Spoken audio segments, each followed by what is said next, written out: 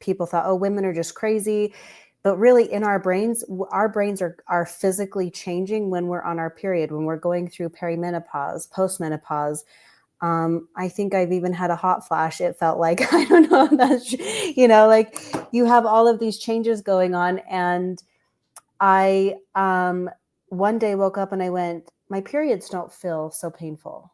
I wonder what that is. The only thing consistent that I have ever taken, even through dieting or whatever, is this BHB supplement. So we go on a trip to Europe. I forget to bring ketones with me and I start my period and I'm in so much pain. I'm like, I need some ibuprofen. I need to find something. I didn't feel good. My brain was just not functioning. And I said, Rob, it's got to be the ketones that are doing this, because that I can't think of anything else. So then I go to Dr. Wool and I ask him about how that works in my body. And basically this uterus lining that we shed during that process, our body has to work twice as hard through each one of these hormonal transitions. That's energy being expanded in our brain, being fed through our body. So it makes sense that if a molecule holds 225% more energy than glucose, I'm going to be craving carbs to try to feed this pathway. And then as it's supercharging everything in my brain, it's saying, hey, have these hormones transition a little bit more efficiently, right? It's lighting up these pathways so my body can talk to each other more efficiently. So now my periods aren't as painful because my body actually functions the way that it's meant to, because it's communicating. And if it's going to communicate well, that means going through these changes hormonally that women complain about, that they have between hunger and all of those things. I mean, it's just making life so much easier. And I know I'm not creating toxicity in my body long-term because I'm not dependent on ibuprofen. I know that every 6 weeks, if I double or triple my dose of BHB, I'll still be able to function with the oncoming brain fog that happens. I think there's like maybe one day where it's just really heavy to think, and there's just not much you can do because your brain changes that much. But just having that awareness where men can understand our physiological changes and having something that can help that. Could you imagine how many less arguments might be created because we can think clearly? I mean, I'm not commenting on that at all. I'm just but you know what I mean? Like just being able to be in our emotions a little bit more easier and have that self-control. It's helped me to have a more emotional self-control because I've got the energy to do it. I never thought of it like that. I do understand I never thought of it as an energy fuel source, because if you think about what goes on during menstruation, it's kind of wild. Like the whole process is crazy. And to think that something as simple as giving your body an energy source that can help support that. And that also explains a lot of the cravings that women get during their menstrual cycle, because it's a conversation. I've always wondered that, like, what does that have to do with craving chocolate? Like why is it that women are like, I want chocolate because it's my time of the month. I'm like, why? Like, what in chocolate? But it does make sense. It's rich in polyphenols. It's very calorically dense. It fills your craving. It gives you that kind of that response, that emotional dopamine reaction, which is another hormone in the body.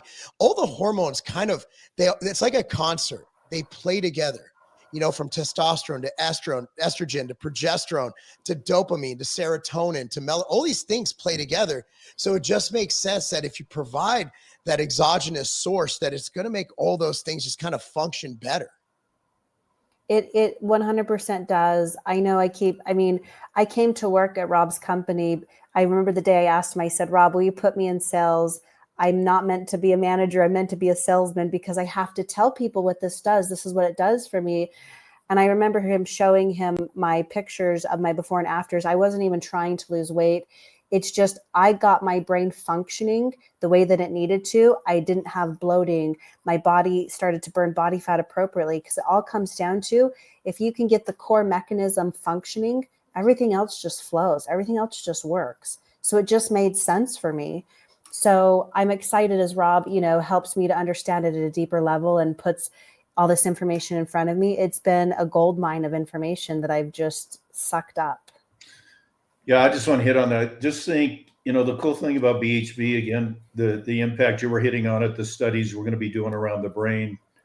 But when your brain is functioning at its optimal level, I mean, just how much better do you feel overall? Everything you do, performance, the gym, business, everything. And that's what BHB does. It just has such a dramatic impact on the brain in so many ways. Yeah, so here's a question I get a lot, because so if you're looking at just general information, just like you're talking to someone, they're like, yeah, cool, I'll try this. What would be the recommended daily dose that you would say, here's a good point to start? I'm not talking about anything extreme like concussion protocol or injury protocol. I'm talking about just a daily healthy dose. What would you say you would tell somebody?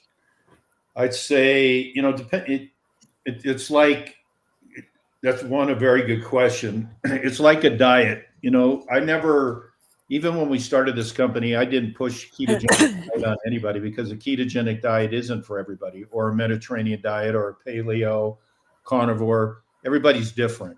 All of them are hard to sustain forever. They're probably all good for you, if you rotate them around. But depending on your size, what you're doing, but bottom line, 5 to 10 grams twice a day is probably what you want to do. I take anywhere from 20 to 30 grams a day and have for 8 to 10 years, So that 5 to 10 grams morning to afternoon, early afternoon, and then another 5 to 10, mid-afternoon, but right around that 20-gram dosage a day. Yeah, and I noticed, like, your schedule's insane, and you seem to be fine. Were you always like that, or has it improved? Yeah, that's a cool question, because I've always been, I mean, shit, there's nobody, I thought I was high energy, and then I met you and Bonnie. But I've always been a high energy guy. And what was interesting was I've never taken I drink coffee, but I used to drink caffeinated coffee. I don't anymore. But I've never taken an energy drink. I mean, I've tasted them because I want to taste the competition, but I've literally never sat down and drank or went to the store, purposely bought an energy drink. That's not a knock on those products. They're great. I just never have done that. Then I took exogenous ketones. I was always here and said, this has got to be the highest level. I can't feel any better than this. I got on exogenous ketones and went up here. And so on my schedule, yeah, it's crazy. And I think where it's really gets crazy, which, you have people that might fly once or twice a year, right? And they go, shit, I'm never doing this again.